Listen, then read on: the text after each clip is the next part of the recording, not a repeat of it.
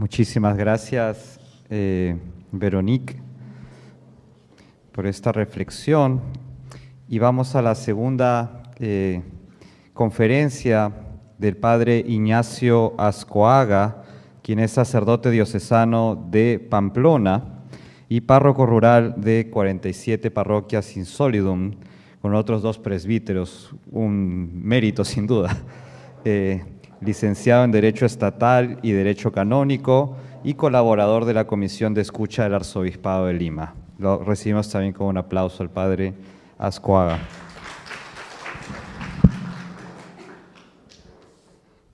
De repente encenderé la luz, es mejor. Yo voy a hablar fundamentalmente, vamos a decir, de la evolución de la legislación penal canónica en relación al tema de los abusos, ¿no? Un poco las distintas normativas que hay y han ido existiendo en estos últimos tiempos en la Iglesia Católica. Digamos que trataré de ser más bien sintético, es decir, no quiero ser exhaustivo, sino más bien lo que me parece más importante. Y también trataré de ser objetivo, digamos, en el sentido de que no es mi intención hacer una valoración profunda de qué está mejor o peor, sino trataré de ser lo más objetivo posible de cuáles son los cambios que se han dado y un poco también explicar por qué motivos. Digamos que antes de empezar a hablar de la normativa canónica, al respecto, me parece importante hacer una pequeña precisión, porque a veces en la historia ha habido lo que se llamaba el fuero eclesiástico, es decir, había personas que los juzgaba el fuero eclesiástico y otras el fuero estatal o civil. Sin embargo, no es la situación actual, es decir, no es que ser juzgado por un tribunal eclesiástico no excluye de ninguna manera ser juzgado por un tribunal estatal. Es más, es complementario, pueden tranquilamente ser juzgadas una misma persona por los 2 ámbitos. Desde el punto de vista incluso de que algunos delitos tienen implicaciones en ambos y otros pueden ser solamente delito en uno de los 2, o por el tema procesal solamente puede ser castigado en uno y en el otro no, por distintos plazos de prescripción, etcétera, ¿no? Pero en cualquier caso, creo que es importante tener claro que el foro canónico o los tribunales eclesiásticos van sobre todo a las implicaciones que tiene la pertenencia de esa persona a la Iglesia. Normalmente tiene más importancia según la mayor implicación dentro de la Iglesia. Si es un clérigo, si es una persona de un instituto de vida consagrada o de una sociedad de vida apostólica, tiene más implicación que una persona seglar. Pero todos los bautizados están sujetos también al derecho penal canónico. Digamos que un poco dicho esto, también tenemos que tener en cuenta la distinción que es importante entre pecado y delito. Es decir, no todo lo que es pecado es delito. Digamos que en eso, en la Iglesia, regirían más o menos los mismos principios del derecho penal normal, universal. Es decir, lo que sería el principio de legalidad. Nulla pena sine legem, ninguna pena si no hay una ley. Entonces, ahí también tenemos que ir a ver la legislación canónica y ver qué canon o qué ley especial lo establece como delito un comportamiento concreto. Pero no porque sea pecado significa que necesariamente vaya a ser delito. Digamos que en este momento lo que podríamos decir que es lo que sería una constitución para un Estado sería para la Iglesia el Código de Derecho Canónico, que hay 2. Hay que tener en cuenta que está el Código de Derecho Canónico de la Iglesia Latina, que vendría a regir para más del 90% de los católicos en este momento de la historia, y luego está el Código de las Iglesias Orientales, que rige para aquellos que son de rito oriental. No son muy distintos, hay algunos pequeños, pero no son muy distintos. Y luego están las leyes especiales que son para toda la Iglesia universal. Es decir, es igual en qué país, en qué rito estés, si eres católico, estás sujeto al mismo. Entonces, ha habido 2 códigos de derecho canónico solamente en toda la historia de la Iglesia. Antes de las codificaciones estatales ha habido legislación canónica tremendamente desarrollada y la legislación penal canónica tremendamente desarrollada, pero digamos que la primera cristalización en un código se da en el Código de 1917, que fue iniciado por San Pío X y culminó estando Benedicto XV en aquel momento en la silla de Pedro. En 1917 el Código de Derecho Canónico tiene un montón de cánones penales, unos 100, o de repente más que 100, muchos cánones penales, un montón de conductas que la Iglesia entendía que eran punibles como delitos. Entonces, después del Vaticano II, eso estuvo en vigor hasta 1983. Hay una corriente que un poco pretende flexibilizar o suavizar un poco este derecho penal de la Iglesia. Incluso había quienes decían que no debería existir un libro penal en la Iglesia, no tenía que haber derecho penal dentro de la Iglesia. Había corrientes que defendían la supresión absoluta de los delitos en la Iglesia, que bastaba pues con otro tipo de formas de... Porque es verdad también que en lo que es el derecho penal canónico se suele considerar siempre que tiene que ser última ratio, es decir, hay que intentar evitar llegar al derecho penal, sino que hay que intentar corregir o solucionar las situaciones que puedan ser delictivas y solamente como último remedio recurrir al derecho penal. Entonces, en este ambiente, en 1983, en el código que se promulga, desaparecen un montón de cánones penales y quedan muchísimos menos. Yo creo que es menos que la mitad de los que había en el del 17. Y ahí vamos a decir que ya acercándonos al tema que nos atañe más directamente, aparecen, hay abusos, digamos, de autoridad, aparece en un canon, y hay lo que es el abuso o más que abuso, cualquier relación o cualquier pecado contra el sexto mandamiento de un clérigo con un menor de 16 años, pone así en el Código de Derecho Canónico, se considera un delito.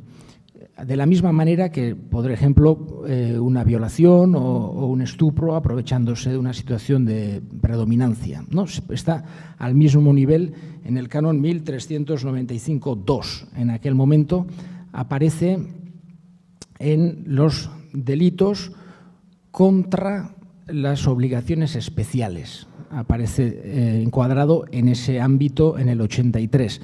En el 17 estaba parecido, pero en el mismo canon aparecían un montón de, vamos a decir, presupuestos más al mismo nivel. Estaban pecados con gente del mismo sexo, pecados de incesto, de lenocinio, etcétera, y cualquier pecado contra el sexto mandamiento con un menor de 16 años. Entonces, en aquel momento parecía suficiente, pero ya en el 2001 Juan Pablo II promulga un motu proprio que se llama Sacramentorum Sanctitatis Tutela, es decir, la tutela de la santidad de los sacramentos. Es un motu propio que cambia algunos de los delitos que están en el código, están todos ellos en el código, pero les llama delicta graviora, que en latín es delitos más graves, y son sobre todo de tipo sacramental, es decir, habla de 8 delitos. Solamente los voy a mencionar para hacernos un poco la idea del contexto en el que aparece Sacramentorum Sanctitatis Tutela en el 2001. Aparecen contra la Eucaristía 4 delitos, la profanación de las sagradas especies o llevarlas fuera de esto, el simulacro de una misa, una concelebración prohibida o una consagración sacrílega del vino sin el agua, por ejemplo. En la penitencia aparece la absolución del cómplice en delito contra el sexto mandamiento, también aparece la solicitación en confesión y la violación directa en aquel momento del sigilo sacramental. Y luego aparece un octavo delito, también en este Sacramentorum Sanctitatis Tutela, que es contra costumbres, contra mores, un delito moral, que es delito contra el sexto mandamiento de un clérigo con menor de 18 años. Y estos 8 delitos, digamos que pasaban a ser competencia de la Congregación de Doctrina de la Fe, de la CDF en Roma, digamos, y se les ponía un plazo de prescripción más alto, porque hasta el momento había unos delitos en el Código del 83 que tenían 3 años y otros 5 años, y estos estaban en 5 años. Entonces se les pone un plazo de 10 años. En el año 2001 aumenta. Y en el caso de delitos, digamos, o de relaciones o pecados contra el sexto mandamiento con menores de 18 años, comienza a computar a partir de que cumple 18 años de edad el menor, los 10 años. Entonces, en esta, un poco la mentalidad no era directamente por este tema, digamos, de los abusos a menores, sí, pero también se consideraba como una cosa de las más graves que podía cometer un clérigo en ese momento, pero estaba en un contexto más amplio en el que, sobre todo, la norma es sobre tema de la defensa de los sacramentos, de no hacer cosas gravemente contra los sacramentos. En poco tiempo parece que se queda como en poco, vamos a decir así. Y entonces Benedicto XVI, en el año 2010, hace una reforma al mismo motu proprio, con el norme de gravioribus, en el año 2010. Y entonces la reforma de Benedicto XVI es también general, no es solo sobre el tema de los abusos a menores, sino que habla también, o cambia también algunos temas de los sacramentos. Por ejemplo, pues también entra la violación indirecta del sigilo sacramental, la grabación o difusión de una confesión, aparece el atentado o intentar ordenar a una mujer. Hay una serie de cosas que aparecen también aquí, las añade Benedicto XVI, pero digamos que los mayores cambios que hace Benedicto XVI son precisamente en el tema de abusos a menores. Ahí es donde hay más cambios. Y, por un lado, aparece un concepto nuevo que dice equipara el menor con quien tiene uso imperfecto de razón. Pone de esa manera el Sacramentorum Sanctitatis Tutela. Por tanto, aquel que tiene un imperfecto uso de razón también se equipara al menor y entra dentro de los delicta graviora. Aparece también la difusión o retención o obtención de pornografía de menores de 14 años, en aquel momento, o divulgación o retención. Y luego también cambia la prescripción y cambia a 20 años las fechas de la prescripción. En el caso de menores sigue siendo a partir del momento de cumplir 18 años o de llegar a la mayoría de edad. También da una posibilidad ahí porque en el Código mismo prevé lo que se llama un proceso administrativo penal del canon 1720 y el Código prevé esa posibilidad, pero para los delitos más graves se hacía siempre judicial, que es más garantista, pero también es mucho más lento. Entonces, da la posibilidad, Benedicto XVI, de que la Congregación para la Doctrina de la Fe, de oficio, decida en algunos casos, cuando le parezca conveniente, hacerlo por medio de este otro camino, que sería un proceso administrativo penal, siempre salvando el derecho de defensa, evidentemente, de la persona denunciada. Siempre tiene que tener derecho a defenderse, pero da esa posibilidad. Y también aparece otra posibilidad para casos gravísimos de presentarlos directamente al Santo Padre. Hay otra posibilidad de que el Santo Padre pueda directamente en casos gravísimos. Entonces hay estas modificaciones, vamos a decir, también hay otros más pequeños, que una dispensa de que los que intervengan en este proceso se puede dispensar que tengan orden sagrado, antes tenían que ser todos sacerdotes, también que sean doctores pueden ser licenciados, etcétera, ¿no? también algunas facultades para sanar algunos actos procesuales que se hayan hecho nulos en la primera instancia, etcétera. Y se pide también que se haga una investigación preliminar, pero en caso de que no se haga en la diócesis donde se ha dado la denuncia, lo podría hacer directamente también la Congregación de la Doctrina de la Fe. Entonces, esto sería un poco los cambios que, vamos a decir, introduce Benedicto XVI. Sobre todo tenemos que ver que en esos 9 años que hay entre el Sacramentorum Sanctitatis Tutela de Juan Pablo II y el Norme de Gravioribus de Benedicto XVI, han saltado un montón de escándalos de este tipo, sobre todo teniendo en cuenta de cosas de menores.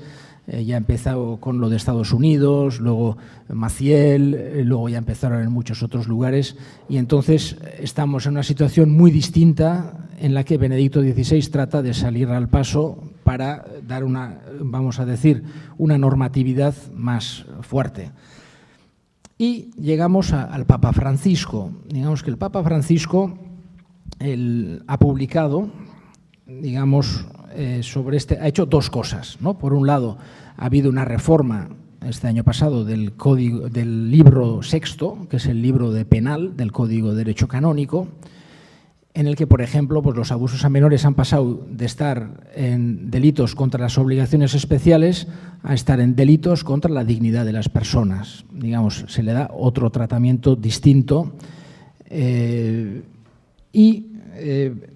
sobre todo, el motu propio, vos estis lux mundi, vosotros sois la luz del mundo, en el que Papa Francisco, sobre todo, pretende, vamos a decir así, hacer más eficaz la normatividad canónica. Muchas veces, claro, una cosa son las leyes y otra es la eficacia que luego puedan tener en la práctica. Digamos, son 2 cosas que entonces puede haber muchos sitios que hay muchas dificultades para poner en práctica o dificultades para denunciar. Están saliendo estos días pues muchas, vamos a decir, situaciones en las que puede ser difícil, y Papa Francisco quiere intentar, y por eso Vos estis lux mundi, que yo creo que lo publica en el 19, si no me equivoco, pretende ser sobre todo, además es ad experimentum, intentar a ver si puede ser más rápido, más eficaz,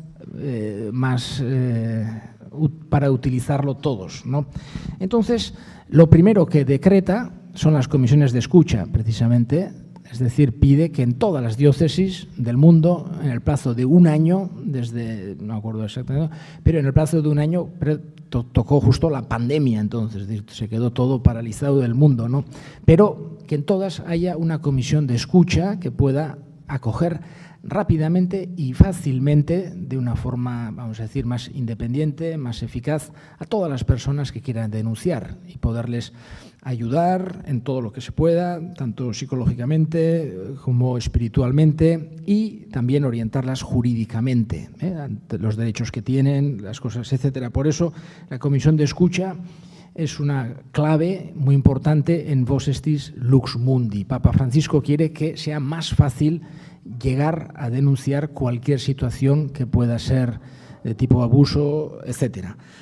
Por otro lado, hay una obligación de denunciar jurídica, por lo tanto, digamos decir que el encubrimiento siempre ha existido, porque es una norma general del derecho, es decir, el encubridor o el inductor o tiene una pena parecida al autor según lo que, ¿no?, o el colaborador necesario, etcétera. Siempre ha existido el encubrimiento como delito, pero Papa Francisco lo pone más específicamente. Entonces dice que todos los clérigos, miembros de institutos de vida consagrada y sociedades de vida apostólica, tienen obligación de denunciar cuando sepan de los siguientes casos, ¿no?, de alguien que ha obligado con violencia, amenazas o abusos de autoridad a realizar o recibir o hacer actos sexuales, o si se han realizado con un menor o persona vulnerable.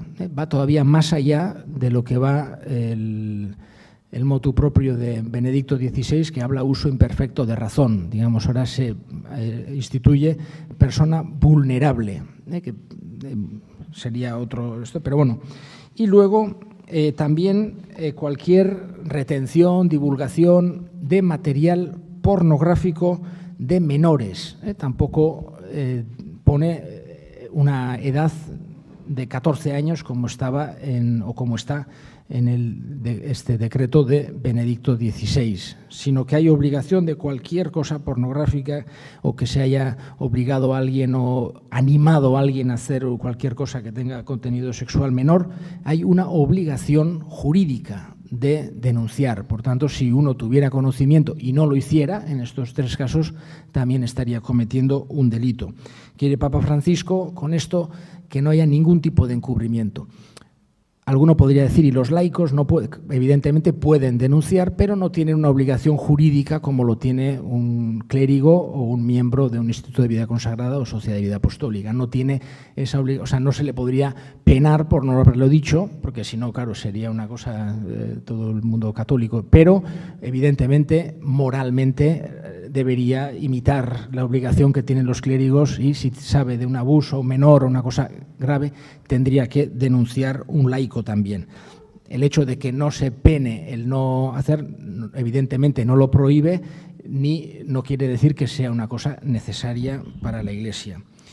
Por otro lado, se establece en Vos Estis Lux Mundi una defensa del denunciante, ¿no? Vamos a decir que muchas veces el denunciar ha sido muy complicado para muchas personas y han podido tener dificultades o incluso sufrir a veces incluso represalias. Entonces aquí Papa Francisco quiere establecer una gran defensa del denunciante. Evidentemente, si luego fuese una denuncia falsa, entonces también esa persona tendría que responder por denunciar falsamente, pero en cualquier caso se le quiere dar una mayor garantía. Como digo, esto es la ley, luego la práctica tiene que intentar seguir lo que le dice la ley y no siempre es fácil.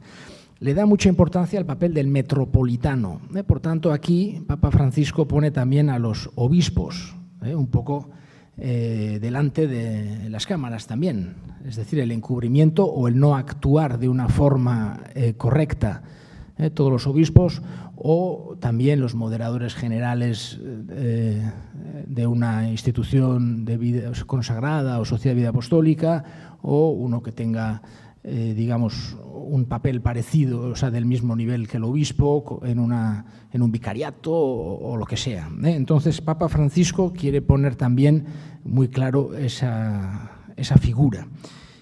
Y le da una importancia al metropolitano. Por tanto, cuando se trata de denunciar a un obispo, habría que acudir al metropolitano. También se puede mandar a la Santa Sede, evidentemente, o se puede directamente o por medio del legado pontificio, del nuncio, etcétera, ¿no? Pero en principio sería el metropolitano. Si el metropolitano falta, porque está la sede vacante, o es la persona a la que se quiere denunciar, porque también puede suceder, entonces habría que ir al obispo sufragáneo. Como sabéis, la Iglesia está organizada en diócesis, pero luego varias diócesis son sufragáneas de una archidiócesis, ¿no? Pero aquí es la diócesis de Lima y tiene sus sufragáneas. Entonces, habría que ir a buscar habría que ir a Internet y mirar a ver quién es el obispo sufragáneo que lleva más años en el cargo. No que sea más mayor, sino que lleve más años en ese cargo. Y es el que sería encargado en esa situación de llevar adelante esa investigación, etcétera. También se establece una especie de mitigación del secreto pontificio para colaborar con el Estado, vamos a decir así, para los casos sobre todo más graves de estos, para que pueda haber una colaboración con las autoridades estatales. Antes estaba el secreto pontificio que impedía absolutamente cualquier tipo de intercambio de información o documentos o lo que sea, y Papa Francisco hace una mitigación porque pretende que haya esa colaboración para erradicar de una forma más eficaz este tipo de actitudes en la Iglesia. Por tanto, más o menos yo creo que he dicho, tenemos que ver que lo que dice Sacramentorum Sanctitatis Tutela está hablando de menores, pero no quiere decir menores y personas vulnerables o con uso imperfecto de razón, pero no quiere decir que los demás casos no estén, porque están también en el código. Es decir, cuando es un abuso, o sea, con abuso de autoridad, con violencia, con amenazas, esta también es un delito que está penado en el código, pero tiene un plazo de prescripción más pequeño.